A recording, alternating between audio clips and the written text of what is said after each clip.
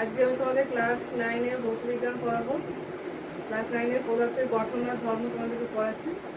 দুটো video already আমি ছেড়েছি, এটা আমার 3 নম্বর ভিডিও। ঠিক আছে, তো আজকে আমরা পড়বো 14 ব্যারোমিটার। 14 ব্যারোমিটার, ঠিক আছে। 14 ব্যারোমিটারটা তৈরি হয়েছিল একটা নীতির উপর ভিত্তি করে, একজন বিজ্ঞানীর পরীক্ষার উপর ভিত্তি করে। সেটা বিজ্ঞানী টরিসেলির পরীক্ষা। তো বিজ্ঞানী টরিসেলির পরীক্ষাটা কি পরীক্ষা ছিল সেটা হচ্ছে একটা সিম্পল ব্যারোমিটার বলতে পারো। সেই সিম্পল ব্যারোমিটারটা চলো কম্পিউটার স্ক্রিনে আমরা দেখি। আচ্ছা দেখো, টরিসেলি যে পরীক্ষাটা করেছিল সেটা তোমাদেরকে দেখায় একটা কী করলো। এটা একটা পারদপূর্ণ পাত্র, এটা একটা পারদপূর্ণ পাত্র। সেই পাত্রের উপরে কী করলো বলতো, আর একটা পারদপূর্ণ নলকে উপর করে দিল। প্রথমে এই নলটাকে পারদে ভর্তি করা হয়েছিল, এই নলটা পুরোটা পারদে ভর্তি করা হয়েছিল, একদম পুরোটা। এই নলটার দৈর্ঘ্য কত জানো তো? 1 মিটার, মানে 100 সেন্টিমিটার। এটাকে পুরোটা পারদে ভর্তি করার পর আঙুল দিয়ে চেপে তারপর এখানে কি করা হয়েছে, ডুবিয়ে দেওয়া হয়েছিল। ঠিক আছে, তারপরে দেখা গেল যে পারদটা পুরোটা রইল না, নলটা থেকে কিছুটা নেমে চলে এলো। কত দূর নেমে চলে এলো না, এইখান থেকে এই পর্যন্ত যে হাইটটা, পারদ তল পর্যন্ত, পাত্রের পারদ তল পর্যন্ত যে হাইটটা, সেটা দেখা গেল 76 সেন্টিমিটার, প্রায় 76 সেন্টিমিটার। মানে এই যে এইচ অফ জি, মানে মার্কারির যে হাইটটা, পারদের যে হাইটটা, সেটা এইচটা কত হয়ে যাচ্ছে, প্রায় 76 সেন্টিমিটার।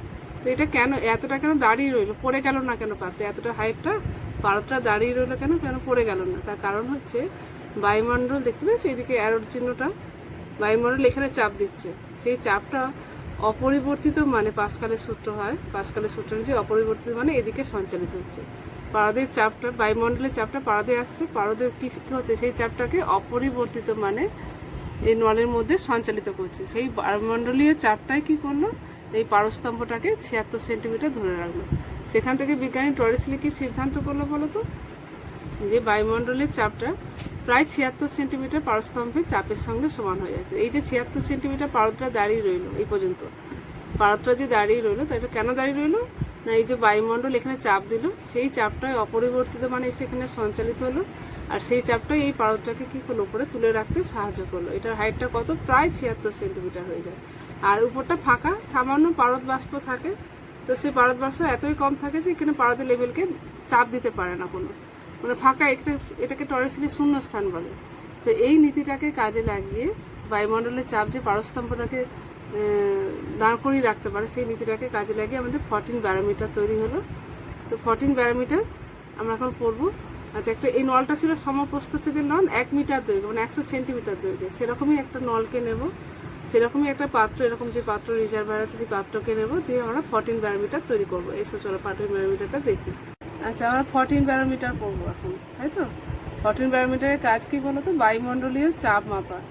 ধরো আমাদের কলকাতায় যে বায়ুমণ্ডলীয় চাপ হবে, দার্জিলিং তো অনেক উঁচুতে, দার্জিলিংয়ে তো বায়ুমণ্ডলের চাপ কম হয়, তো সেগুলো পার্টগুলো নেওয়া দরকার। তো তার জন্য কি দরকার, কোন যন্ত্র দরকার না, ব্যারোমিটার দরকার। আচ্ছা, তাছাড়াও কি বলতো, কোন দিন ঝড় হবে, কোনো দিন বৃষ্টি হবে, কোন দিন শুকনো শুষ্ক আবহাওয়া থাকবে, কোন দিন নিম্নচাপ হবে, সেগুলো আমাদের জানা দরকার। তার জন্য আমাদের ব্যারোমিটারের পার্ট নেওয়াটা দরকার। ব্যারোমিটারের পার্ট থেকে বায়ুমণ্ডল, সেদিনকার বায়ুমণ্ডলের চাপ, সেই জায়গার বায়ুমণ্ডলের চাপটা আমরা জানতে পারবো।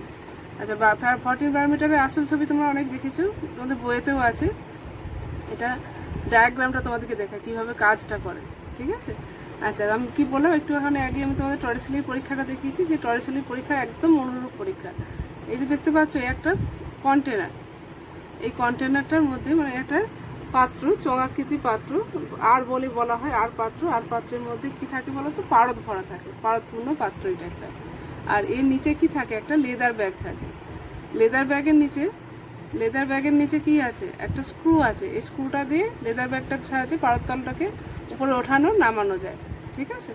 আচ্ছা, পুরো পাত্রটা একটা, পুরো পাত্রের নিচের দিকটা দেখতে পেয়েছি, এই যে বক্স করা আছে, নিচের দিকটা কি থাকে, একটা ধাতব অংশ থাকে, ধাতব অংশের সঙ্গে অ্যাটাচ থাকে। আর উপরের দিকটা, উপরের পোর্শনটা কাঁচ থাকে একটুখানি, যদি দেখার জন্য।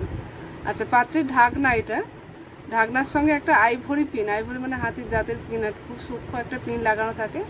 আমি এই স্ক্রুটাকে ঘুরিয়ে ঘুরিয়ে কী করবো না, এই পিনটাকে এমনভাবে অ্যাডজাস্ট করবো যাতে করে পিনটার মুখটা এই পারদের উপরিতলের সঙ্গে ঠেকে থাকে। এটা হচ্ছে স্ক্রু দিয়ে অ্যাডজাস্ট করতে হয় প্রথমে। আচ্ছা, তারপর কি বলতে, এই যে পারদপূর্ণ পাত্রটা দেখলে, এর উপরে একটা সমব্যাসের 1 মিটার লম্বা নল দেখতে পাচ্ছ, 1 মিটার লম্বা নল, 1 মিটার লম্বা একদম শেষ প্রান্ত পর্যন্ত থাকে। সমব্যাসের একটা 1 মিটার লম্বা নল, এল নল, যেটার মধ্যে কি থাকে বলতো, পারদপূর্ণ থাকে, যেটার মধ্যে পারদপূর্ণ থাকে। এবং পুরো নলটা কাঁচের, তো কাঁচের নল যাতে ভেঙে না যায় তাই জন্য একটা ধাতব আস্তরণ দিয়ে ঢাকা থাকে আর কি, ধাতব পাত দিয়ে ঢাকা থাকে। ঠিক আছে। আচ্ছা আচ্ছা, একদম উপরের দিকে দেখো স্কেল আছে, ধাতব নলের সঙ্গে ধাতব স্কেল যুক্ত থাকে, পিতলের স্কেল লাগানো থাকে। পিতলের স্কেল দুটো স্কেল থাকে, একটা মেন স্কেল, এটা বড় বড় যেটা আছে সেটা মেন স্কেল, আর ওর গায়ে একটা দেখো ছোট ভার্নিয়ার স্কেল লাগানো আছে, ভার্নিয়ার স্কেল। আর পুরো সিস্টেমটাকে একটা আংটা দিয়ে দেয়ালের সঙ্গে ঝোলানোর ব্যবস্থা থাকে। আচ্ছা, এই যে স্ক্রুটা দেখতে পাচ্ছ, এই স্ক্রুটা হচ্ছে অ্যাডজাস্ট স্ক্রু, যেটা দিয়ে কী করতে পারি, আমি ভার্নিয়ার স্কেলটাকে এর মধ্যে ওঠানো নামানো করতে পারি, বা স্কেলটাকে প্রয়োজন মতো ওঠানো নামানো করতে পারি আর কি। ঠিক আছে। মেন জিনিস যেটা হলো সেটা হলো একটা পারদপূর্ণ পাত্র, সেই পাত্রের উপরে একটা সমব্যাসের 1 মিটার লম্ব নল পারদপূর্ণ করে এরকম করে উপর করা আছে। ঠিক আছে। আর নিচে আমাদের কি আছে, একটা স্ক্রু আছে, স্ক্রুটা লেদার ব্যাগের সঙ্গে অ্যাডজাস্ট করলে কি হয়, স্ক্রুটা ঘুরিয়ে ঘুরিয়ে লেদার ব্যাগটাকে ওঠানো নামানো যায়। তখন কি হবে, তখন আইভরি পিনটা যেন আমাদের কি থাকে, পারদপূর্ণ পাত্রের উপরটার সঙ্গে ঠিকে থাকে, পারদপূর্ণ পাত্রের উপরিতলের পারদের সঙ্গে ঠিকে থাকে। সেই অবস্থায় আমি কি করব, এখান থেকে পার্ট নেব। এটা হলো যন্ত্রের বিবরণ। যন্ত্রের বিবরণটা পুরো সিস্টেমটাকে আমি কি বলেছিলাম, ব্রাশ ব্রাশ বা পিতলের মধ্যে কি থাকে, কাভার করা থাকে। আর যেখানটা পার্ট নেওয়ার দরকার হবে, যেমন এখানটা কাঁচের থাকে, আবার এখানটাও কাঁচের থাকে, যাতে করে তুমি বাইরে থেকে দেখতে পাও। আর বাকিটা কি থাকে, পিতলের মধ্যে ঢাকা থাকে এবং কাঠের সব ফ্রেমের উপরে লাগানো থাকে, লাগিয়ে দেয়ালের সঙ্গে ঝোলানোর ব্যবস্থা থাকে এই আংটার সাহায্যে। এটা হলো গঠন কার না, 13 ব্যারোমিটারের। আমি একটু স্ট্রাকচারটা দেখালাম, 14 ব্যারোমিটারের গঠন হলো। আচ্ছা, পার্ট নেব কী করে, পার্ট নেওয়া হয়, এই যে দেখতে পাচ্ছি উপরিতলটা কেমন কেমন একটা উপবৃত্তাকার মতো হয়েছে না, এই উপবৃত্তাকার তলটার পার্ট নিতে হয়। পার্টটা কী করে নেব না, আমাদের যে ভার্নিয়ার স্কেলটাকে ঘুরিয়ে ঘুরিয়ে এখানে নিয়ে আসবো, নিয়ে এসে এই উপবৃত্তাকার তলটার সঙ্গে অ্যাডজাস্ট করে একদম ভার্নিয়ারে 0 দাগটা ঠেকাবো। তো ভার্নিয়ারে 0 দাগটা মেন স্কেলে যে দাগের সঙ্গে ঠিকবে সেটা হবে আমার মূল স্কেল পার্ট। তারপরে খুব সূক্ষ্ম পরিমাপের প্রয়োজন হলে ভার্নিয়ার পার্টটা নেব। আচ্ছা, মূল স্কেল পার্ট থেকে আমাদের হয়ে যায় ভার্নিয়ার পার্টে 0 দাগটা। আর এই যে তললের পারদের উপরিতলটা দেখো এরকম কার্ভ হয়ে থাকে, কার্ভটা কীরকম থাকে, উপবৃত্তাকার মতো, বাইরের দিকটা কী হয়, উত্তলাকৃতি হয়ে যায়। তো উত্তলাকৃতি তলের সঙ্গে ভার্নিয়ারের স্কেলটাকে 0 দাগটাকে অ্যাডজাস্ট করে আমি কি করি, স্কেল পার্ট নেব। স্কেল পার্টটা যেটা বেরোবে সেটাই হচ্ছে আমাদের বায়ুমণ্ডলীয় চাপের পরিমাণ। সেটা 76 সেন্টিমিটার হয় আদর্শ, মানে প্রমাণ চাপ হচ্ছে 76 সেন্টিমিটার পারস্তম্ভের সঙ্গে সমান হয়। তখন এখান থেকে এই পর্যন্ত দৈর্ঘ্যটা হয় 76 সেন্টিমিটার। তার বায়ুমণ্ডলীয় চাপ কম হতে পারে, 75 সেন্টিমিটার হতে পারে, 74 সেন্টিমিটার হতে পারে, 76 থেকে বেশিও হতে পারে। সেই অনুযায়ী কী করে উচ্চচাপ নিম্নচাপ এরকম বলা হয়। প্রমাণ চাপ হলো 76 থেকে বেশি হলে আমরা কী বলবো, চাপ বেশি, উচ্চচাপ। 76 থেকে কম হলে নিম্নচাপ, এরকম করে বলা হয়। আচ্ছা, এখানে কেন এই চাপটা কোত্থেকে হয় না, বায়ুমণ্ডল চাপ প্রয়োগ করে। এই যে পারদের থলি আছে না, পারদের থলিতে বায়ুমণ্ডল চাপ প্রয়োগ করে। সেই চাপটা কি হয়, অপরিবর্তিত, মানে এখানে নলের পারদের মধ্যে সঞ্চালিত হয়। নলের পারদটাকে কি করে, চাপ প্রয়োগ করে এরকম করে খাড়া সোজা দাঁড়িয়ে থাকতে সাহায্য করে আর কি। সেখান থেকে আমরা বায়ুমণ্ডলের চাপটা পরোক্ষভাবে পরিমাপ করতে পারি। বায়ুমণ্ডল এখান দিয়ে এসে এখান দিয়ে চাপ দেবে, সেই চাপটা অপরিবর্তিত, মানে কি হবে, পারদের নলের মধ্যে সঞ্চালিত হয়ে পারদের নলের মধ্যে পারদটাকে দাঁড়িয়ে রাখতে সাহায্য করবে। এখান থেকে পার্ট নিয়ে আমি কি করব, আমি ব্যারোমিটারের পার্টটা থেকে বায়ুমণ্ডলের চাপটাকে নির্ণয় করার সাহায্য করতে পারবো আর কি। আচ্ছা, ব্যারোমিটারে পারদ ব্যবহার করে, এই যে তরলটা ব্যবহার করে, এটা পারদ, সেই পারদ ব্যবহারের সুবিধাটা চলো বোর্ডে একটুখানি আলোচনা করি। ব্যারোমিটারে আমরা দেখো একটু সিম্পল ফর্মটা, এই স্ট্রাকচারটা। তো ব্যারোমিটারে তরল হিসাবে কি ব্যবহার করি, পারদ ব্যবহার করি। তো কেন পারদ ব্যবহার করি, আরও তো অনেক তরল ছিল, জল ছিল, অ্যালকোহল ছিল, গ্লিসারিন ছিল, সবাই তরল, সবাই প্রসারিত হয়। কেন পারদকে ব্যবহার করি, পারদকে ব্যবহার করার অনেকগুলো সুবিধা আছে, অনেকগুলো সুবিধা পরপর করে বলি। 1 নম্বর সুবিধা হচ্ছে পারদের ঘনত্ব। 1 নম্বর সুবিধা হচ্ছে পারদের ঘনত্ব। পারদের ঘনত্ব কত হয়, সিজিএস পদ্ধতিতে 13.6 গ্রাম পার সিসি, যেখানে গ্রাম পার সেমিটি। সেখানে জলের ঘনত্ব কত হয়, জলের ঘনত্ব 1 গ্রাম পার সেমিটি হয়, মানে অনেক বেশি, জলের থেকে অনেক বেশি হয়।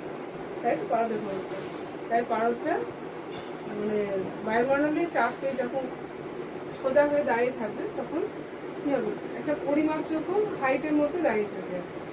মানে পারস্তম্ভটা যতটা খারাপ হয়ে দাঁড়িয়ে থাকবে সেই খাড়া স্তম্ভটার দৈর্ঘ্যটা মানে এতটাই লিমিটেড হয় যেটা সেটা আমাদের পরিমাপ করতে সুবিধা হয় এবং আমাদের যন্ত্রটা তৈরি করতে সুবিধা হয়। যে জল ব্যবহার করতাম ব্যারোমিটারটাতে, তাহলে এতটাই বেশি 10 মিটারের মতো হাইট হয়ে যেত, যেটা আমাদের কী হতো পরীক্ষা করে ব্যবহার করাটা অসুবিধাজনক হয়ে যেত। কিন্তু পারদ মোটে 76 সেন্টিমিটার হতো। পারদ মোটে প্রমাণ বায়ুমণ্ডলী হিসাবে কতটা সোজা হয়ে দাঁড়িয়ে থাকে আর 76 সেন্টিমিটার, সেটাকে ব্যবহার 76 সেন্টিমিটার আমি ব্যবহার করতেই পারি। 76 সেন্টিমিটার একটা নলকে বা 1 মিটার একটা নলকে সহজেই কী করতে পারবো, আমরা পরীক্ষাগারে ব্যবহার করতে পারবো, তাই তো? তাই পারদের ঘনত্ব বেশি হওয়ার কারণে পারদকে আমরা যদি ব্যবহার করে থাকি তাহলে কী করবো, তার উচ্চতাটা ব্যবহারিক সীমার মধ্যে থাকবে, উচ্চতাটা ব্যবহারিক সীমার মধ্যে থাকে, সহজে ব্যবহার করতে পারবো। আর অন্য তরল ব্যবহার করলে সেই উচ্চতাটা অনেক বেশি হয়ে যেত, তাই জন্য আমরা পারদকে ব্যবহার করি।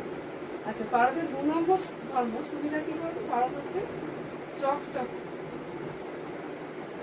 চকচকে চকচকে তো পারদ ধাতু, তো তাই পারদ চকচকে হয়। ধাতু হওয়ার জন্য পারদ চকচকে হওয়ার জন্য কী হয়, সহজেই তুমি কী করবে, কাঁচের ভেতর দিয়ে পারদকে দেখতে পারবে, কাঁচের ভেতর দিয়ে সহজেই পারদকে দেখতে পারবে। 3 নম্বর ধর্ম হচ্ছে পারদ কী হয় বলতো, তাপের সুপরিবাহী। তাপের সুপরিবাহী সুপরিবাহী হওয়ার জন্য কী হয় বলতো, পারদের সর্বত্র সমানভাবে গরম হয়, সর্বত্র সমানভাবে উষ্ণ হয়, তাই পারদটা মানে প্রসারণজনিত কোনো সমস্যা থাকে না। পারদের সর্বত্র কী হয়, উষ্ণতা সমান হয়ে যায়, তাই তো? সব মানে অতি কম উষ্ণতাতেও যতটা বাড়বে, অতি বেশি উষ্ণতাতেও কোনো সমস্যা হয় না, যেহেতু পারদটা তাপের সুপরিবাহী, সর্বত্র তাপটা সমান হয়ে যায়। আচ্ছা, 4 নম্বর পয়েন্ট হচ্ছে পারদ কাঁচকে ভেজায় না। কাঁচকে যখন ওঠানামা করবে, পারদ যখন ওঠানামা করবে কাঁচকে ভেজায় না, কাঁচকে ভেজায় না। এটা হচ্ছে মস্ত বড় একটা সুবিধা। তোমরা দেখেছো থার্মোমিটারে তো যখন পারদটা কাঁচডালকে ওঠানামা করে তখন কাঁচডাল কি করে, ভেজায়, কাঁচডালকে পারদটা ভেজায় না। তারপরে কি যখন উঠবে বা নামবে পারদস্তম্ভটা, তখন কাঁচডালের মধ্যে কোনো রকম দাগ পড়বে না, খুব সহজেই পাটটা নিতে পারবে, ঠিক আছে? আচ্ছা, আরেকটা জিনিস হচ্ছে যে টরেসিলি শূন্যস্থান, এই যে ফাঁকা জায়গাটাতে এখানে সামান্য পরিমাণে পারদবাষ্প থাকবে, কিন্তু এতটাই সামান্য, কেন সামান্য পারদবাষ্প থাকবে, তার কারণ হচ্ছে পারদের স্ফুটনাঙ্ক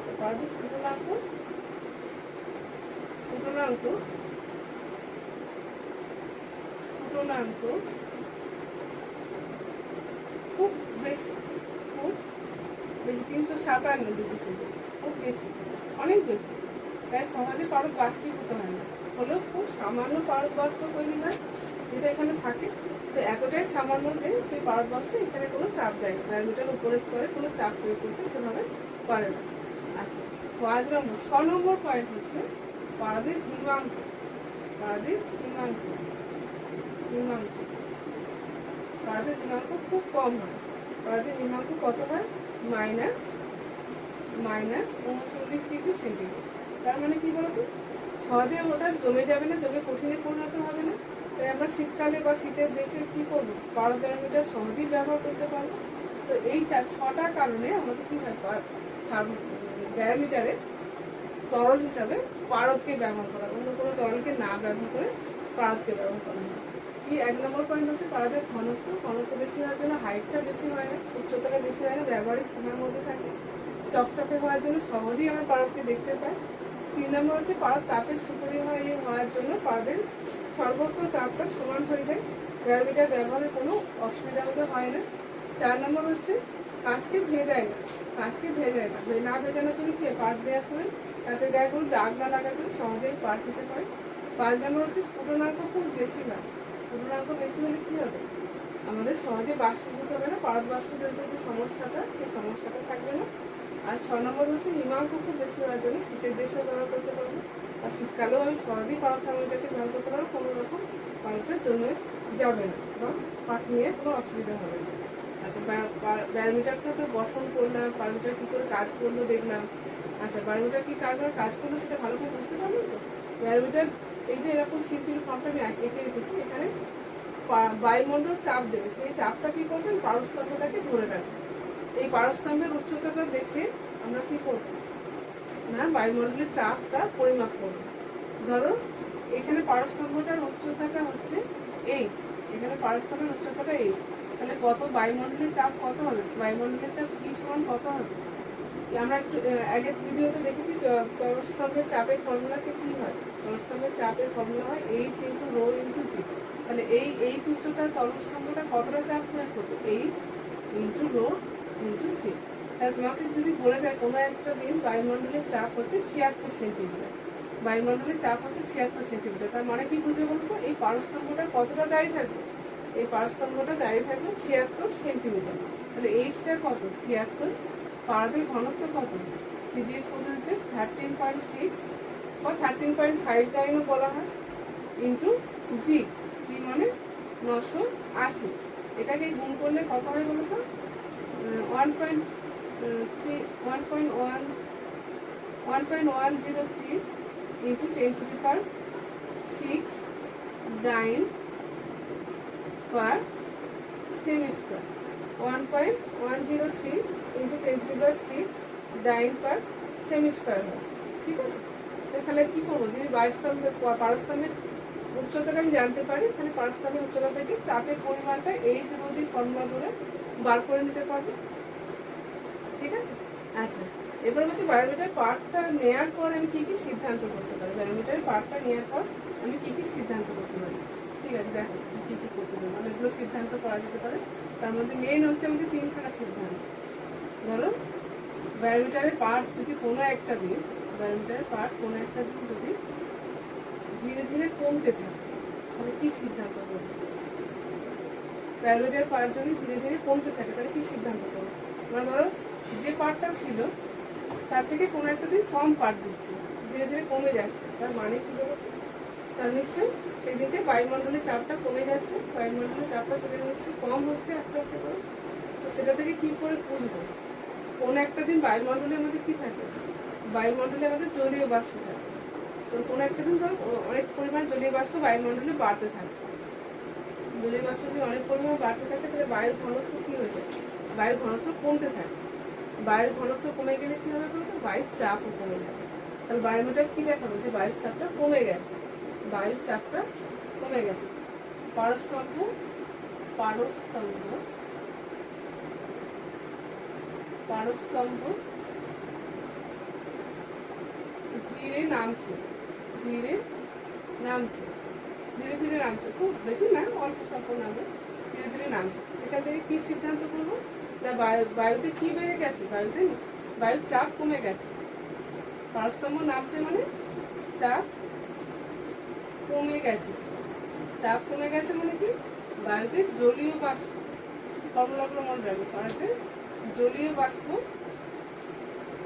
জলীয় বাষ্প বেড়ে গেছে, জলীয় বাষ্প বেড়ে গেছে। ঠিক আছে, জলীয় বাষ্প বেড়ে গেছে, চাপ কমে গেছে, পারস্তম্ভ নামছে মানে চাপ কমে গেছে, চাপ কমে গেছে মানে জলীয় বাষ্প বেড়ে গেছে। আচ্ছা জলীয় বাষ্প বেড়ে গেলে কি হবে, জলীয় বাষ্প বেড়ে গেলে বৃষ্টি হবে, বাতাসে প্রচুর পরিমাণে জলীয় বাষ্প বেড়ে গেলে বৃষ্টির সম্ভাবনা থাকবে, তাহলে এর ফলাফল কি পাবো না বৃষ্টি হবে। তাহলে বুঝতে পারি বায়োমিটার পার্ট থেকে কি করে সিদ্ধান্ত নিতে হবে, বৃষ্টি হবে। কি হলো, কোনো একটা দিন পারস্তম্ভ ধীরে ধীরে নামতে থাকবে। ঠিক আছে, তার মানে কি চাপ কমে গেছে, চাপ বেশি হলে পারস্তম্ভ বেশি উঠবে, চাপ কমে গেলে পারস্তম্ভ কমে যাবে, ধীরে ধীরে কমছে।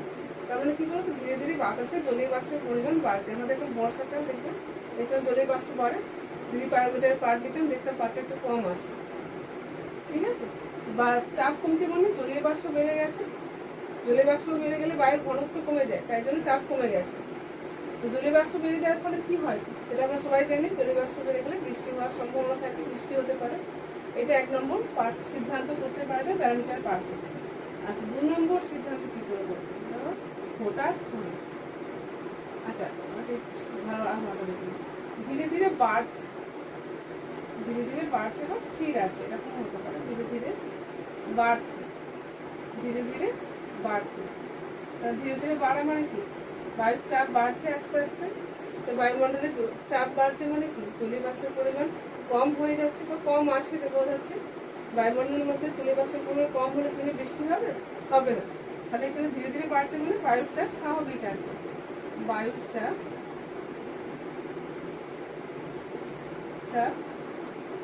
বাড়ছে, ধীরে ধীরে বাড়ছে, কম থেকে বাড়ছে, এটা স্বাভাবিক আছে।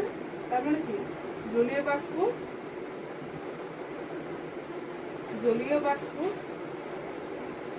কম আছে, কম হচ্ছে, জলীয় বাষ্প কম হচ্ছে, ফলাফল কি হবে? বৃষ্টি হবে না, বৃষ্টি হবে না। তাহলে কি হবে?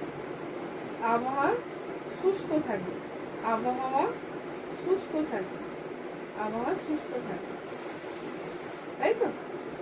তাহলে কি করবে? ধীরে ধীরে যদি বাড়ে, তাহলে মানে চাপ বাড়ছে ধীরে ধীরে বা স্বাভাবিকের দিকে যাচ্ছে, তখন বাতাসে কি হয়ে যাবে? জলীয় বাষ্পের পরিমাণ কম হচ্ছে। জলীয় বাষ্পের পরিমাণ কম হওয়ার সময় জানো কি হবে? বৃষ্টি হবে না। সেখানে আবহাওয়াটা কি থাকবে? শুষ্ক, পরিষ্কার, রৌদ্রোজ্জ্বল দিন, সানলাইট একদম ঝকঝকে সানলাইট থাকবে, রৌদ্রোজ্জ্বল একটা দিন পাবো, আমরা সবাই বাইরে বেড়াতে যেতে পারবো। ঠিক আছে? আচ্ছা, 3 নম্বর সিদ্ধান্ত কি করতে পারে? 3 নম্বর সিদ্ধান্ত করতে পারে, আচ্ছা, পারস্তম্ভ হঠাৎ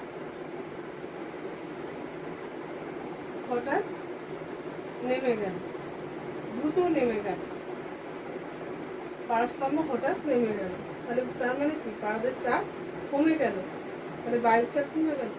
বায়ুর চাপও কমে গেল, হঠাৎ করে কমে গেল বায়ুর চাপ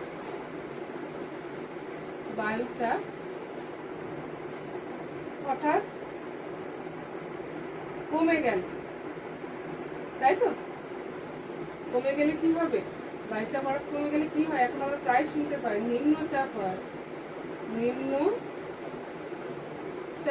নিম্নচাপ মানে কি?